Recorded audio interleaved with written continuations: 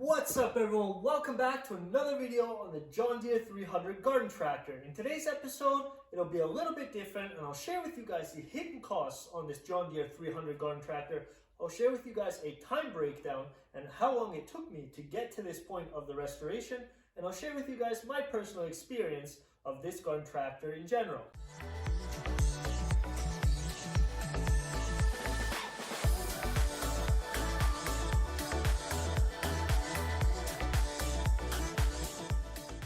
This video will give you a better understanding if you'd like to purchase a garden tractor which will need some work, a garden tractor which you already have and you'd like to restore, or even a partial fix or repair that you'd like to undertake. So right off the bat, I'll share with you guys how long it took me to get to this point on the rebuild, and I'll list everything on screen, so I'll give you guys some pop-ups so you guys can follow along as I give you guys the information.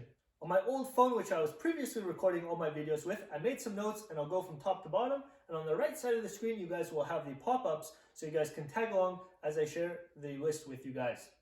So the disassembly and teardown process was the first video in this rebuild series on the John Deere 300 garden tractor. That took me exactly 8 hours. So I brought this tractor in, I shared that teardown video with you guys, and it took me exactly 8 hours to dismantle this whole John Deere 300 garden tractor. Next up, I evaluated all the parts. So what that means is I took all the parts and laid them out. I made sure I touched each part and had a good look at them if they need any repair or some fixing. After that, I went to the engine teardown. So I focused on the engine. I tore it down within 2 hours. After that, I had to clean everything up. So there was a whole bunch of parts on the Kohler K341 AQS, and I cleaned that up for exactly 3 hours. After the engine teardown, I was able to assess everything and I was able to order a new carburetor, I was able to order a new piston and a gasket kit online. Once that was done and the parts were already being shipped, I moved on to the hydraulic motor. That was a unit for itself, which is a Sundstrand Series 15 hydraulic motor and pump, so it transfers power from the engine to the rear axle. So that took me exactly 1 hour to tear down. I shared with you guys more or less a time-lapse video. A lot of you guys enjoyed that video and I really appreciate the comments that you guys left down below. For the whole hydraulic motor, there was not much to clean up inside because it was a very clean unit. So that took me a good hour. Once I was done cleaning the engine and the hydraulic motor, I moved on to the wiring. So I cleaned that up and I sorted everything out because it was a huge mess. To be honest, I did not add one new wire on this system. Everything was repurposed. So what that means is I took the wires out, I cleaned all the contacts, I made sure the wires were not brittle or breaking in any way, and I was able to repurpose the whole wiring harness, which is actually quite amazing. But for that, it took me exactly 2 hours to do. And in the near future, I will share with you guys how I resurrect a wiring harness, and I will share that with you guys on the John Deere 400 garden tractor. After I was done with the wiring, I also had to check the switches. So what that means is I had to clean all the contacts. I even had to open up the light switch and clean the contacts internally and then put everything back together. But I was able to save all the components within the dash panel, as well as even the amp meter. So I'm actually really happy that I didn't have to purchase any parts on the wiring side of things or even the cleanup. The cleanup and the fixing part of the switches took me exactly 1 hour. The most time-consuming part on this whole garden tractor was the prep work for the paint job. I painted all the black parts black and I painted all the green parts green. Before I even was able to paint them, I had to sand them down and prime them. That took me a total of 32 hours. Yes, 32 hours. It took me from the frame up all the way to the hood. It took me exactly 32 hours. I'm really happy that I sanded everything down and got all the rust off the frame as well as the body panels, because the outcome of this tractor is just amazing. So I just covered the cleaning and the sanding part of the panels, but I still had to primer and paint them. So the green paint job took me exactly 5 hours to complete. That is primer and paint. And the black paint job, which is the frame and all the components around the frame, took me exactly 4 hours. After that, I had to focus on the engine rebuild once the parts came in, and I focused on the hydraulic motor rebuild.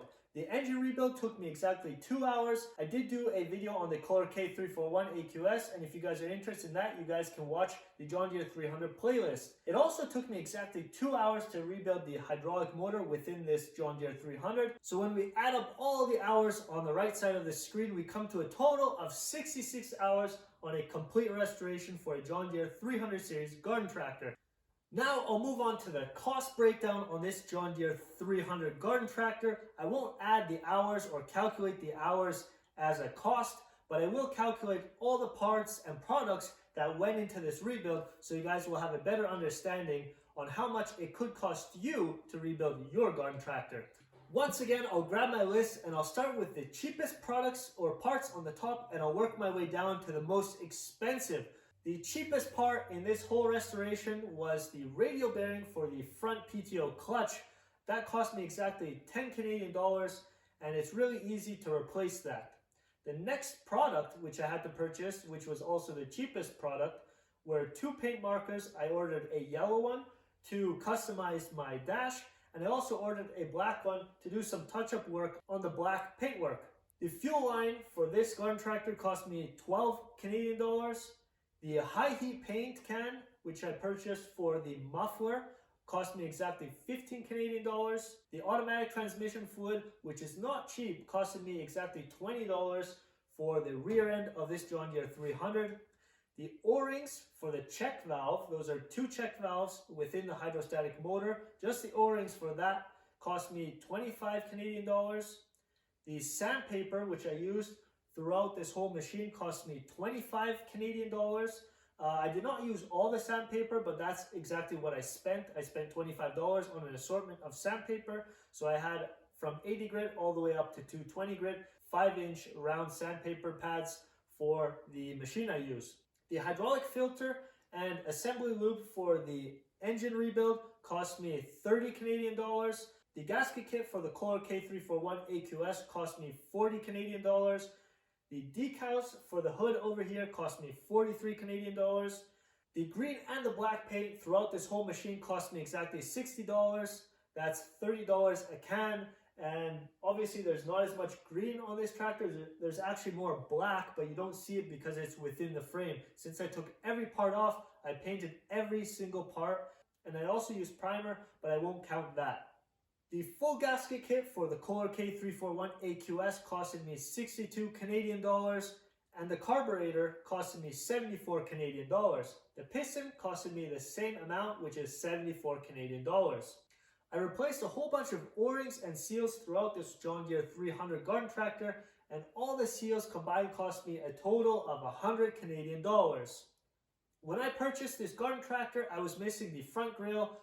I noticed the dipstick was missing after I rebuilt the engine, and the air filter cover was missing as well. So I found all those parts from one guy in the US, and that cost me exactly 133 Canadian dollars shipped to my door. The seat, which is an aftermarket seat for this garden tractor, or even other tractors in general, cost me exactly 140 Canadian dollars locally.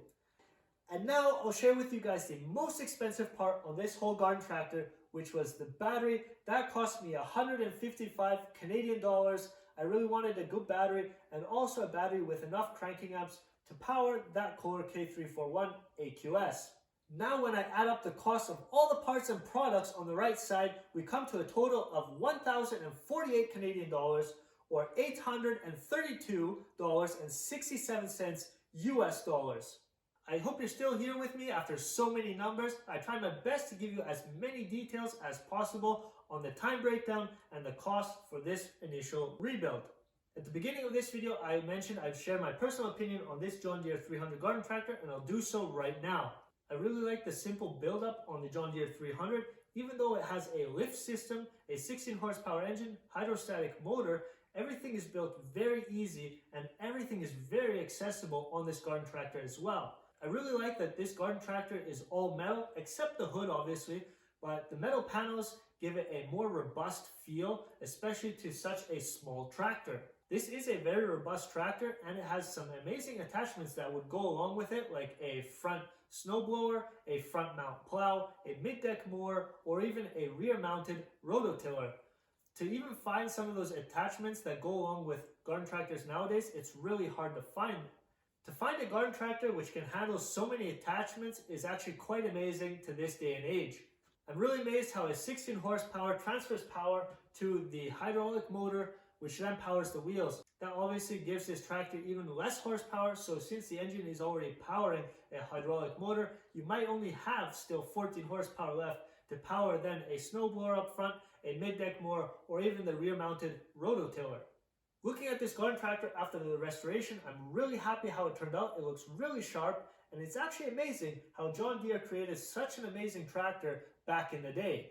I already planned this video in advance before I even started the teardown on the John Deere 300 garden tractor. I thought it would be really interesting so you guys understand the cost involved in a restoration like this, but also how long it takes me to rebuild something like this.